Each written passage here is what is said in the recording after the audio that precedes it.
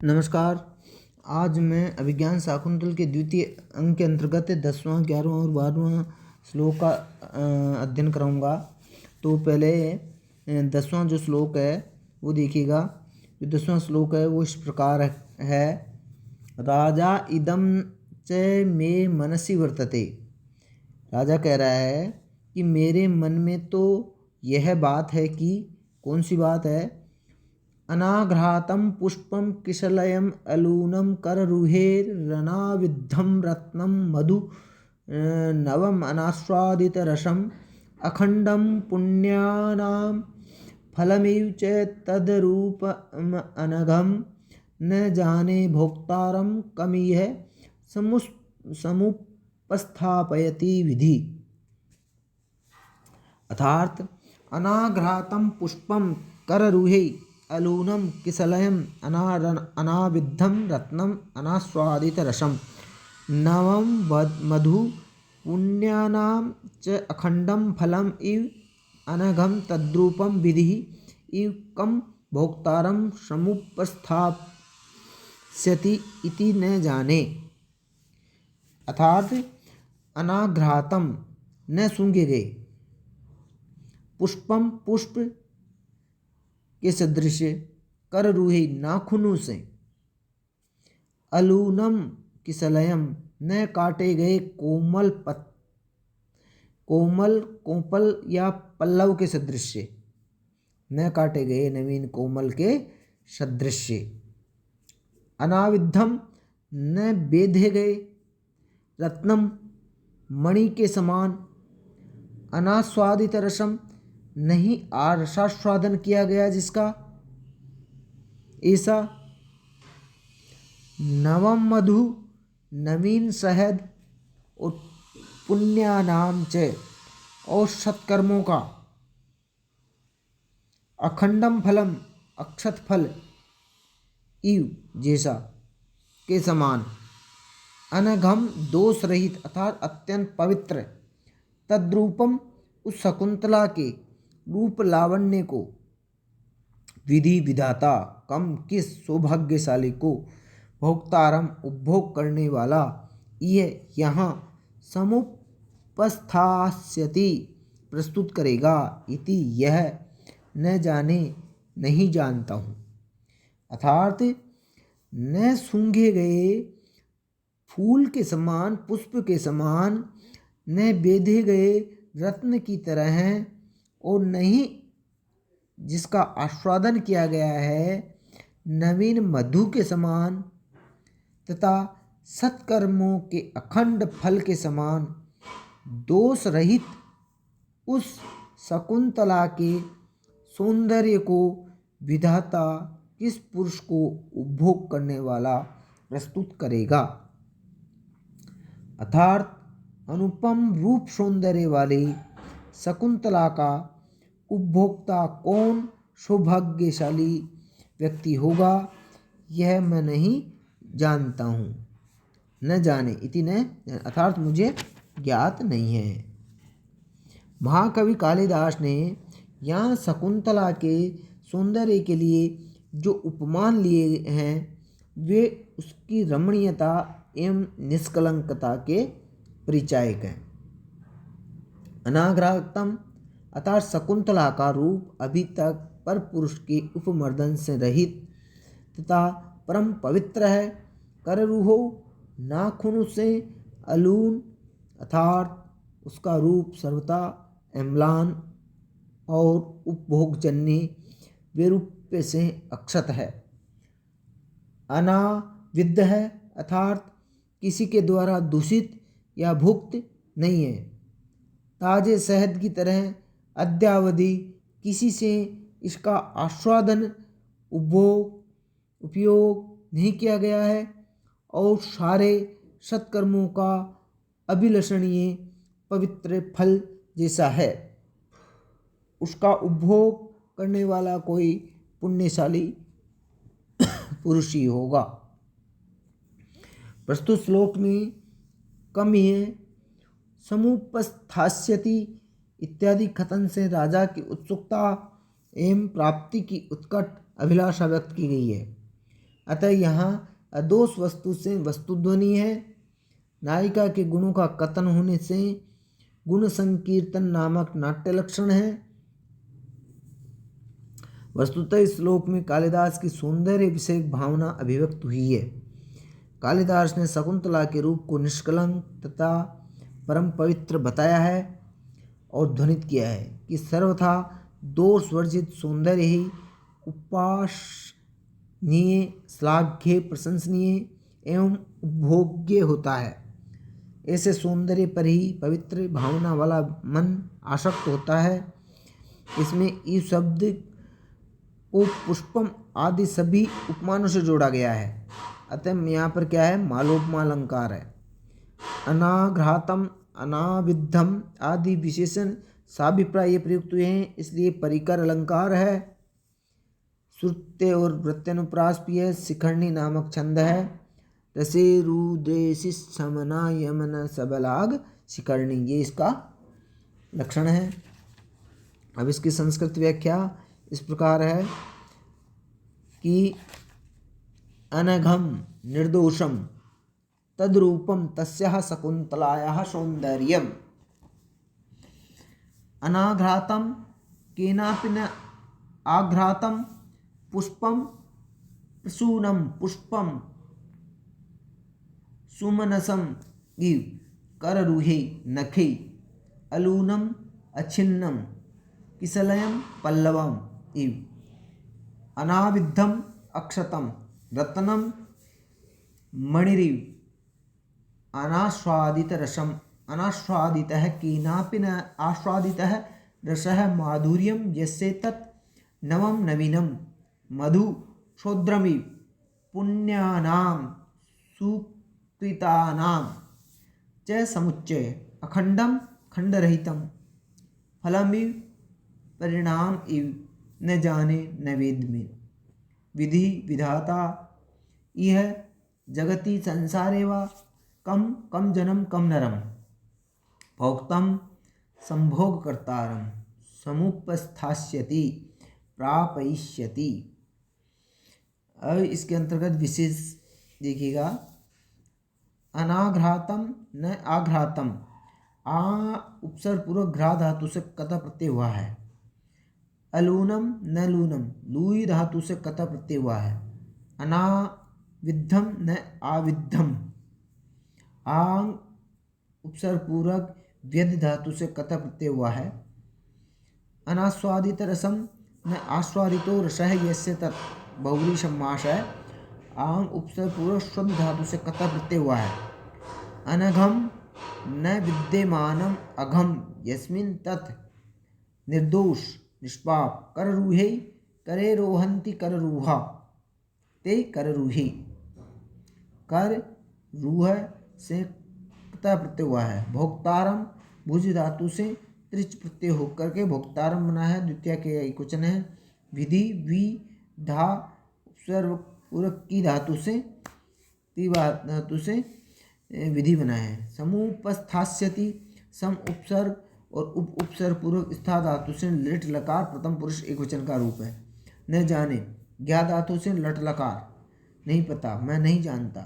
इससे कि हृदयगत उत्सुकता साथ ही अपनी असमर्थता की व्यंजना हुई है यहाँ पर। अब आगे का श्लोक देखिएगा।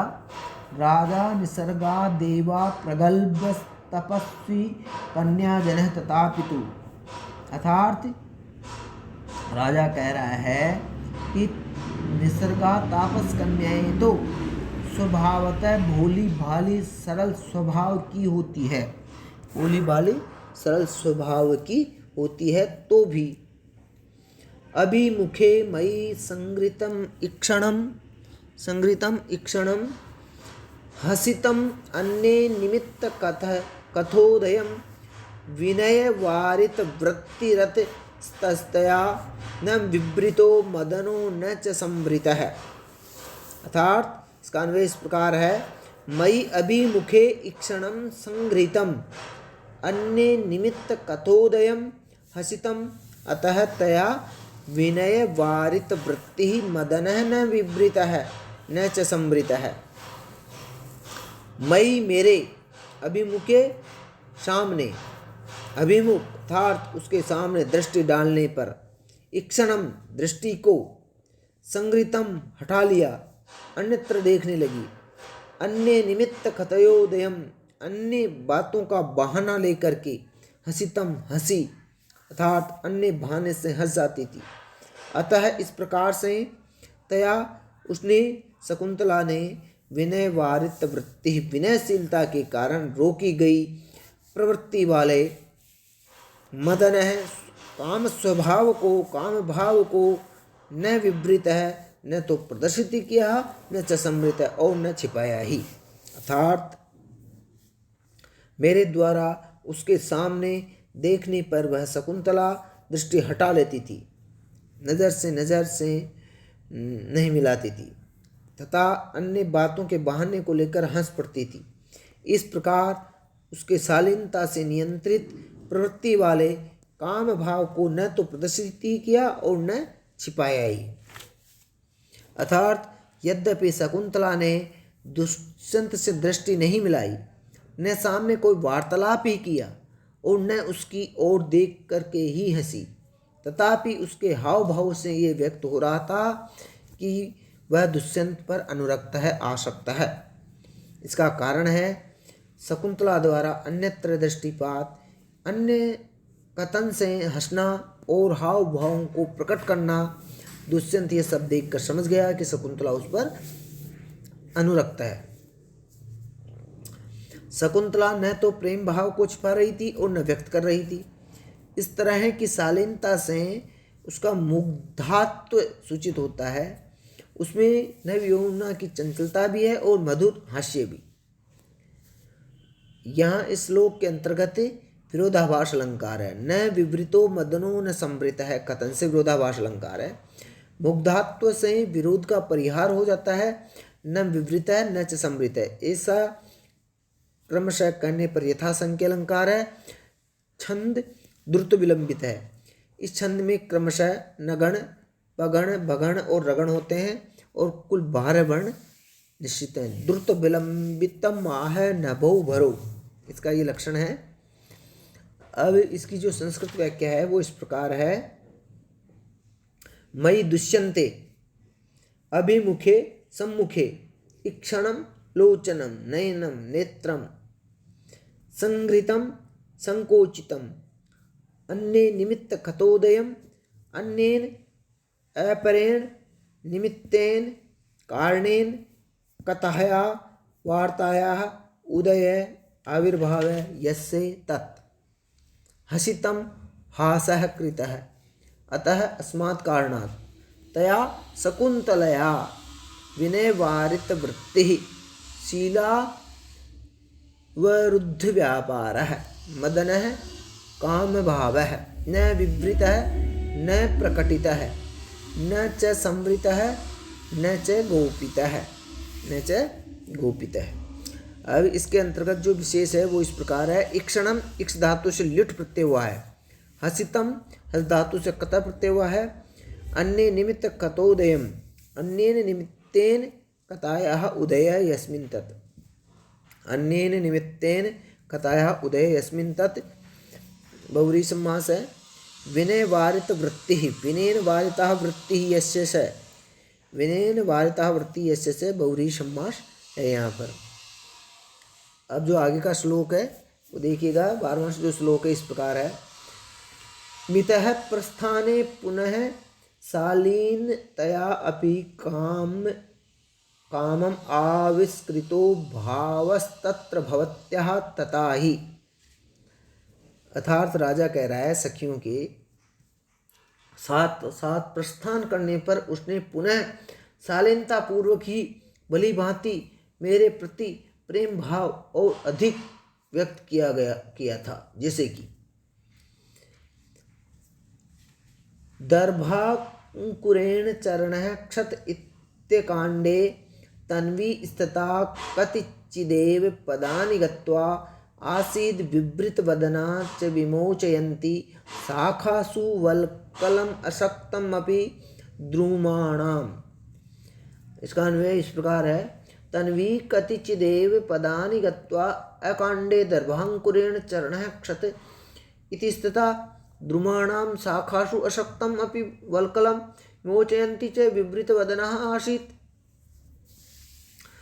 तन्वी अर्थात कृशांगी शकुंतला, कतिचिदेव कुछ ही, पदानि पग अथवा कदम, गत्वा चलकर, अकांडे अनवसर ही, कांडे अनवसर, दर्भांकुरेण कुशों के अग्रभाग से, चरण है पैर, क्षतः विद्ध हो गया है, इति ये कहकर स्थित रुक गई, स्थिता रुक गई।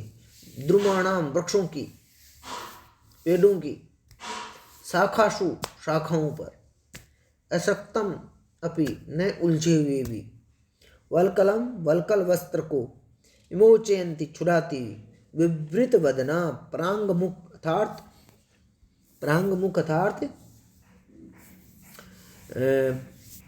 पीछे की ओर मुख करके मेरी तरफ, आसित स्थित हो गई थी। वह कृशांगी शकुंतला कुछ ही कदम सखियों के साथ चलकर कुशों के अग्रभाग से, मेरा पैर विद्ध हो गया है अर्थात पैर में कुशाग्र भाग चुभ गया है, यह कहकर खड़ी हो गई, रुक गई, और वृक्षों की शाखाओं पर न उलझे हुए भी अपने वल्कल वस्त्र को छुड़ाती हुई मेरी ओर मुख करके रुक गई थी।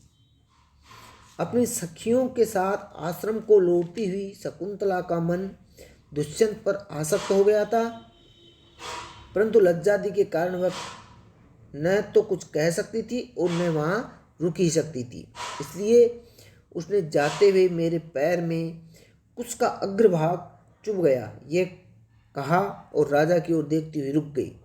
पुनः वृक्ष शाखाओं पर न उलझे हुए भी अपने वल्कल को छुड़ाने का बहाना करने लगी और इस तरह वह दुष्यंत को बार बार देखने की चेष्टा करती। इसी कारण राजा विदूषक से कहता है कि वह मुझ पर पूर्णतया अनुरक्त है।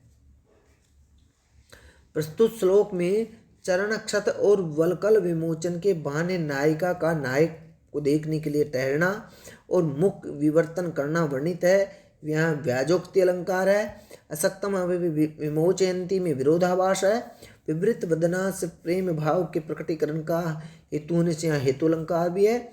और वसंत लिखा छंद है, इसका लक्षण है उक्ताव सन लिखा तभजा जगो गए।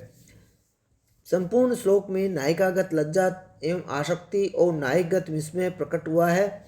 श्लोक में अकांडे पद से दुष्यंत के कथन का आशय यह है कि शकुंतला निश्चित ही मुझे देखने के लिए बहाना करके रुकी थी और उसने लज्जापूर्वक मेरे प्रति अपना अनुराग व्यक्त किया था, क्योंकि उसके उक्त हाव भाव प्रेमाशक्ति के द्योतक थे। अब इस श्लोक की संस्कृत व्याख्या इस प्रकार है। तन्वंगी कृशांगी शकुंतला कतिचिदेव कतिपयानि एव पदानि चरणानि गत्वा चलित्वा अकांडे अनवसरे दर्भांकुरेण कुशांकुरेण चरणः पादः क्षतः विद्धः इति एवं स्थिता माम अवलोकयितुं स्थिता द्रुमाणां वृक्षाणां पादपानां शाखासु स्कन्देषु असक्तमपि अलग्नमपि वल्कलं वल्कलवस्त्रं विमोचयन्ति विश्लेषयन्ति वृतवदना परावृतानना आशित अभूत